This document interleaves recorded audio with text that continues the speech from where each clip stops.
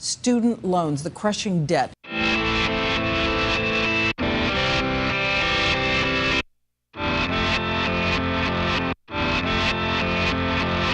The cost of a college education is rapidly rising, far more than the cost of inflation, more than even the cost of health care, but I don't hear a peep about it in the media. The policy of student loans is a total failure. I mean, $1 trillion of debt. The colleges need to justify what it is they're doing with our tuition dollars and our taxpayer dollars. It's becoming more and more and more expensive to go to college. You are seeing the potential of an economically lost generation. And the average debt for a college senior right now is over $25,000. It's time for Congress to stand for the rights of student loan borrowers. Because in the United States of America, no one should go broke because they chose to go to college.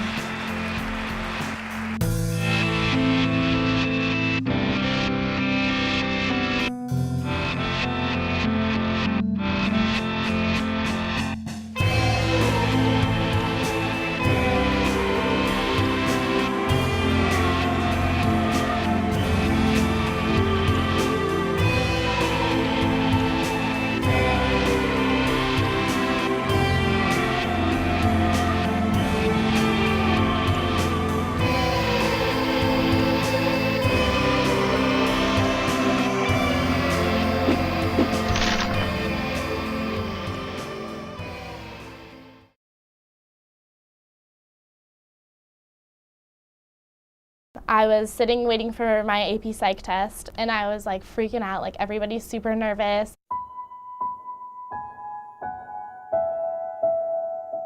My phone rings. I'm like, oh, it's my dad. He's gonna totally make me feel better.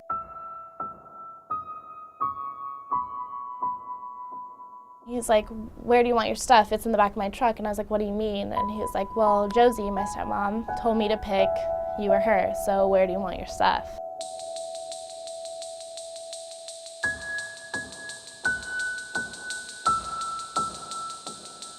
And I was like, oh, okay, I feel like crap now. So I was like, what am I gonna do?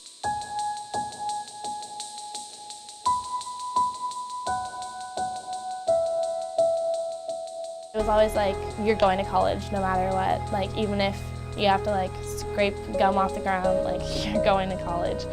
And so when I decided like I'm gonna go to a 4-year university, I wanna go to a big school, it wasn't until later I realized like, oh my gosh, I'm paying for this.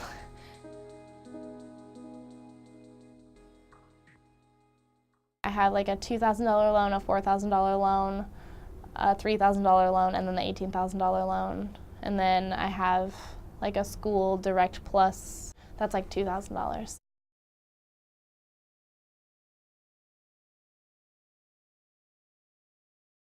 Federal loans, I think, since the late 70s, you haven't ever been able to declare bankruptcy. That's across the board on federal loans.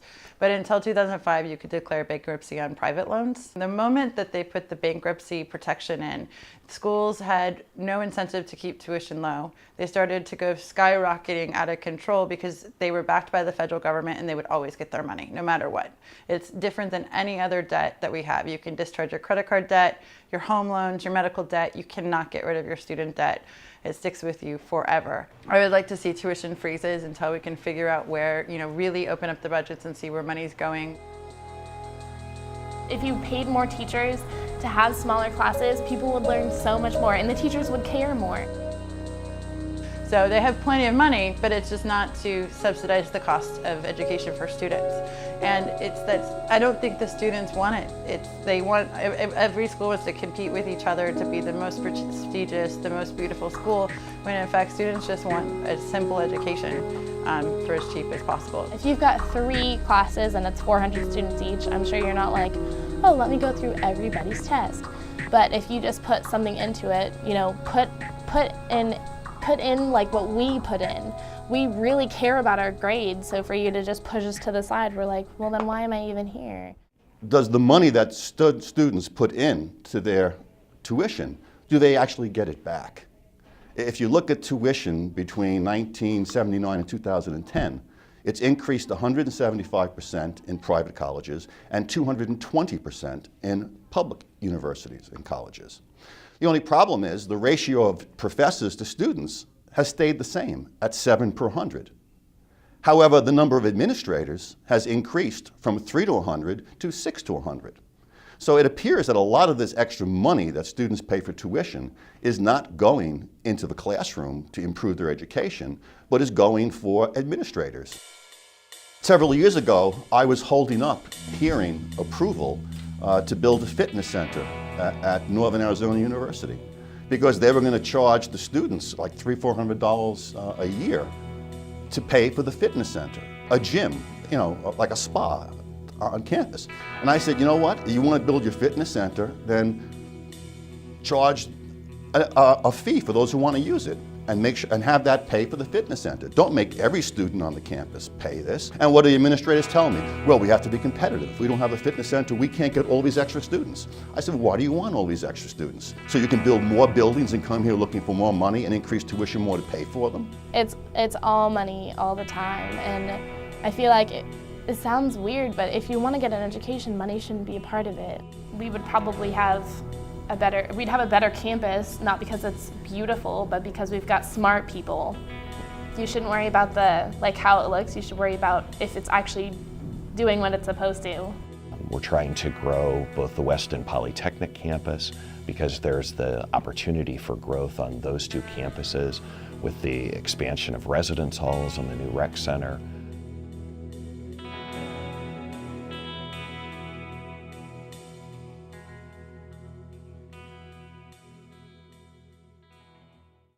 You see my financial aid. You look at it with your own eyes. You see how much I'm coming from, how much I make, how much I don't make, like how much is in my bank account. You literally have the paper in front of you and you ask a kid who doesn't have a job, who has, you know, $1,000 in their bank account that's in their savings and like $2 in my checking account, and they're like, okay, so we want you to pay $36,000 a year.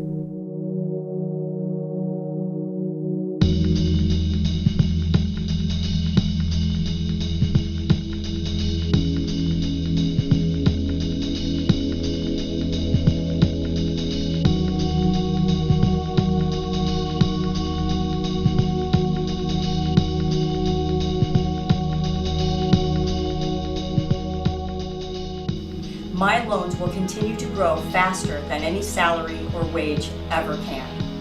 It has cost me my family, it has cost me my friends, it has cost me 2 potential marriages, and of course I've shied away from having children because I simply can't afford it. I currently make $8.50 an hour as a cashier at Ace Hardware.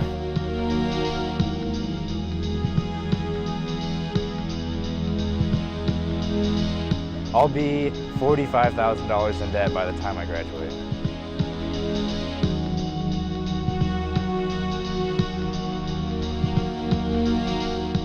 I am freshly enraged about the state of our education system in the United States. I just called the U.S. Department of Education regarding my bill that I pay on every month, and I have been for the last decade.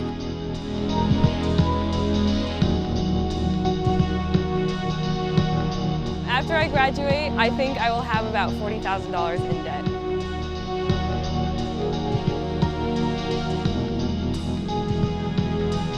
Facing turning 62 and knowing I have another 30 years to pay on my student loans is daunting.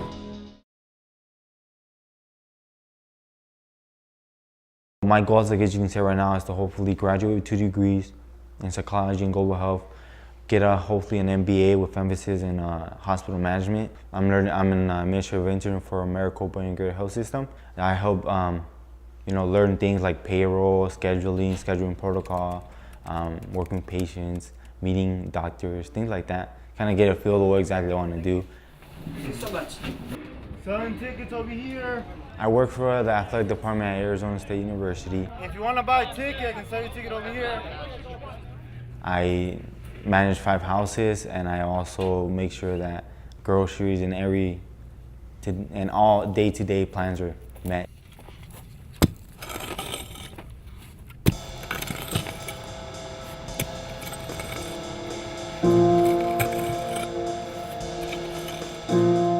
When when I was actually left alone, it was a big shock.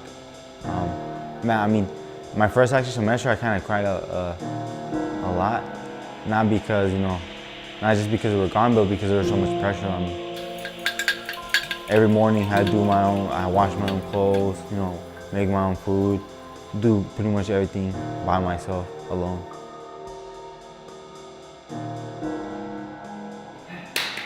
I think of myself as a dad, honestly. They are my children. Just because every single week, I'm responsible for every single thing that happens inside this house and outside this house. I gotta make sure that my sister gets her books that she needs for her assignments, so they're done every single week. I wanna be an important person someday. I wanna make some kind of change. My parents always wanted me to be a doctor. They always wanted me to have a big degree. They always wanted me to be, be the best person I can possibly be. But when I think about it, with my situation right now, it's really hard to focus on always school, even though it's a really important thing. I'm working, I'm studying, I need to get good grades. You need to have a good GPA and, when you get to undergrad, because it's important in your job field. Graduation rates are highest at the highest income levels. So regardless of your aptitude, if your family is making $150,000 and above in family income, your chances of graduating at the undergraduate level, 75%. If you're under $30,000, it's 25.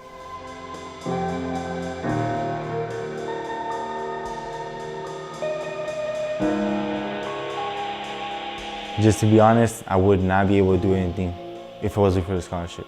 It's my lifeline right now. It means everything to me.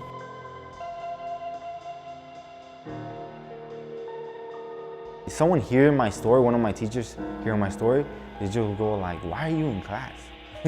Like you should be out working or something, Study and get A's. You want to get a great job? Leave college with a GPA that's high. I don't know what the answer is. I don't want to deny anybody the right to go to college, but I think everybody should understand what they're getting into and what they're going to leave with. Because it's not the dream that college was in the 1960s when I went to college, when it was a true ticket to prosperity. Things have changed.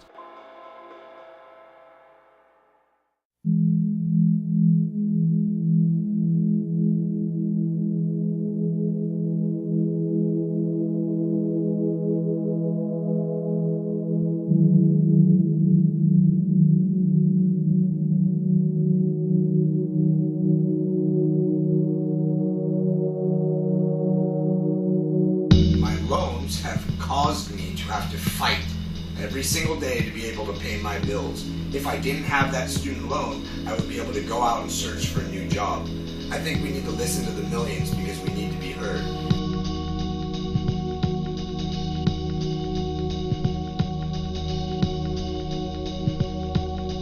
I don't think it's fair that education is placed on the lower end of the spectrum when it comes to being recognized as something that everyone needs.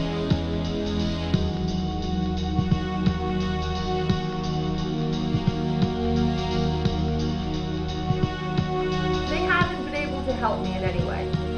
I looked into their hardship plans and their disability deferment plans, and for one reason or another, I was always ineligible. And that begs the question, if someone with brain cancer is ineligible for the hardship program, then who the hell is eligible for the hardship program?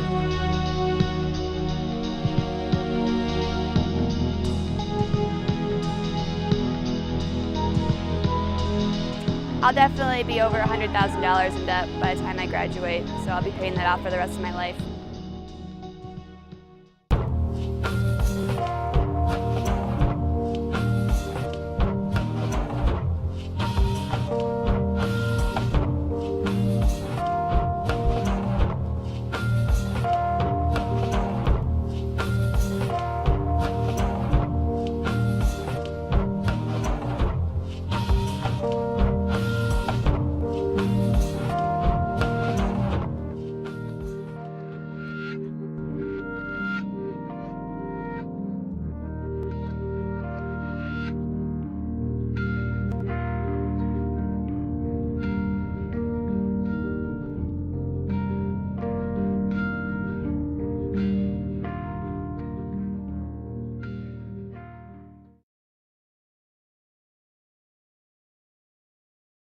When I was a junior, my mom got diagnosed with cancer. Junior year, I'd be going to school and I'd drive to Mayo Clinic after school to spend time with my mom. That's just what my daily routine was.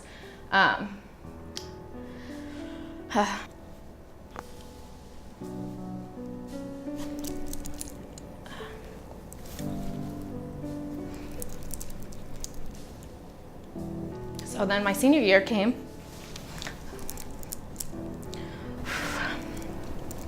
Okay. So you know those nightmares you used to have? Well, I always had them of both my parents dying. That was like the biggest nightmare that I'd ever have, and my mom would die too. That was the scariest thing for me to go through.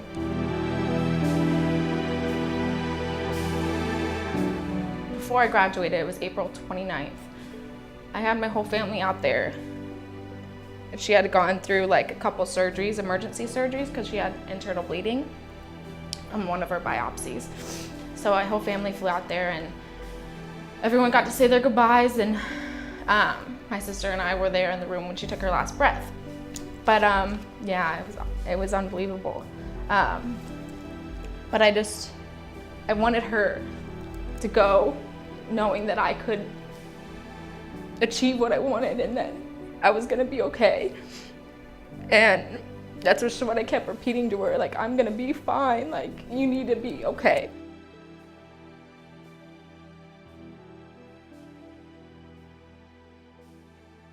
I had to pack up in a few days and put it in storage, everything.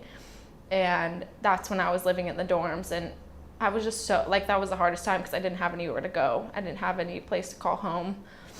I didn't have parents, so it was all bad. And that was like the first time I was like, you know, I need to get a job. I need to be able to support myself. Like, I'm never, ever gonna put my family through what I was put through when it comes to finances.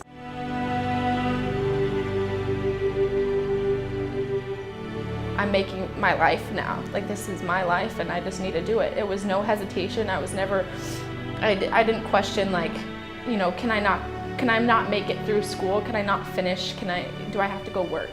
It was like it just happened. It's second nature. I need to just do it, and I need to come out of it on top and be an inspiration to those that can't, you know, that have no idea.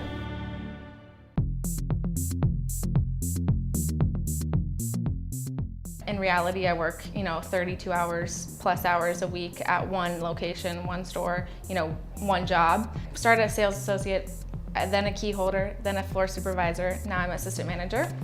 So I've worked my way up, but that's pretty much the top I could get. So balancing the 30 hours of work that I do, over 30 hours, and then my 15 hours of credit hours that I'm in school. I am always just, you know, staying up late at night at 2 o'clock in the morning, pulling all-nighters. Ladies and gentlemen, it's showtime! I am an intern for marketing for ASU Athletics, so I do the football and basketball games, which is so fun. I do on-site promotions, making sure that all of our corporate sponsors who have booths set up or on-sites set up, that everything is going okay. I'm willing to look at it as I'm willing to sacrifice this time in my life to school, to work, for happiness in a couple years, you know. Every day I think about money. When I wake up, it's like about money. It's just stressful. Like, I get paid on Friday and, you know, I'm living like $40 or, you know, for the next couple days, which is, you know, substantial. I'm gonna make it through, but I don't want to feel like that anymore. You know, I want to be able to know that, like, I'm gonna have a career that's going to give me, like, something other than living paycheck to paycheck. It's just one after another of something that I have to pay, and it's hard. You may have to work, you may have to take out loans, you may have to accelerate your program of study. The federal government only allows X number of dollars to go to students in federal assistance or grant assistance. Those are the rules. It's increasingly seeming that students who went to school are actually in more trouble than students that didn't, because they're not having that $100,000 debt on their back when they graduate. My education is just something that I have to do. something that needs to happen. I don't think that I've ever hesitated and been like, you know, me dropping out of school, well, I'm gonna have to start paying my loans back, you know? So why not just stay in school?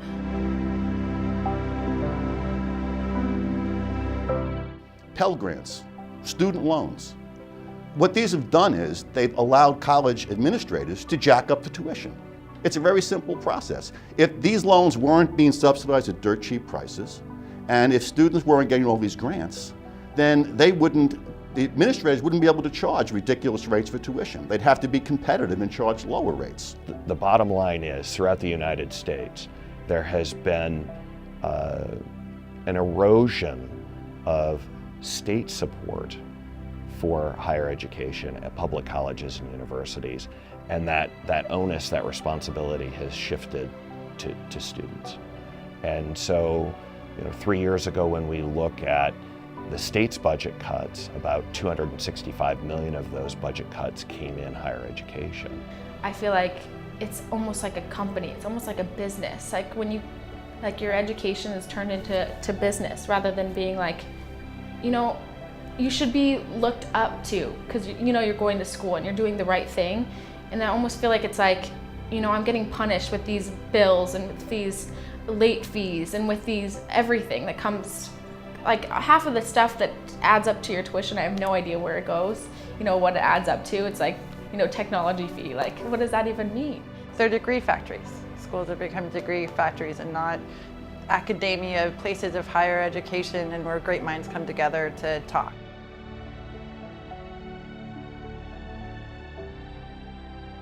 It shouldn't be like a company. It shouldn't be like I'm a machine. It shouldn't be like I'm just everybody else. Like it should be more personal. It should be more hands-on.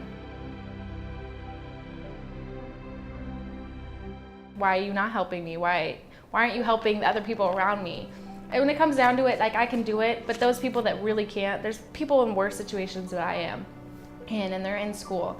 But why won't you even talk to us? Like why won't you even have the dignity to sit with me one-on-one and tell me the truth and tell me the answers and tell me why this, why that. I mean, if it's out of your control or out of their control, then so be it. And there's nothing that we can, you know, be angry for, but we don't know that because we haven't heard anything.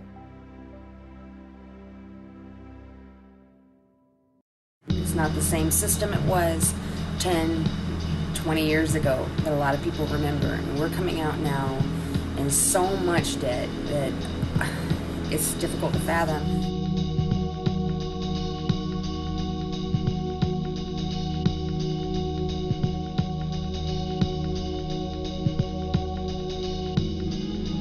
I can hardly afford to live on my annual salary and pay back my student loan debt. Education may have set my mind free, but my student loan debts have shackled me for life.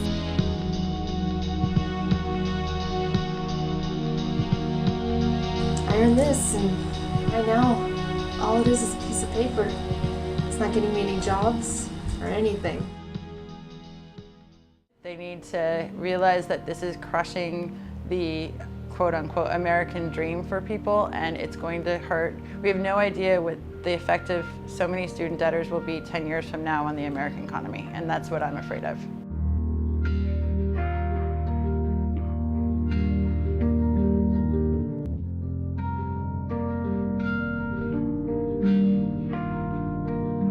So when you go out there with your degree, because everybody else has a degree, you get less money. Or instead of being a barrister with your law degree, you are a barista at Starbucks. That's the way it goes. And that's the reality of the situation.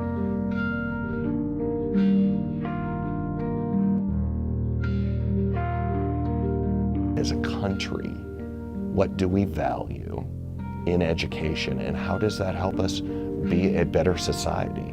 Be a better society for this state, this country, and actually the world.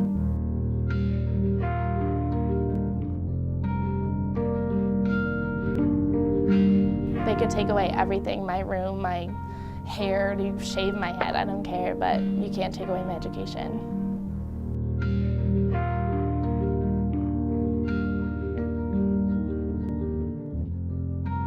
Education is the one thing they can never take away. They can cut off your leg, your arm, but they can't take away your education. we want to be successful, I think that we need to have educated young men and women to run this country.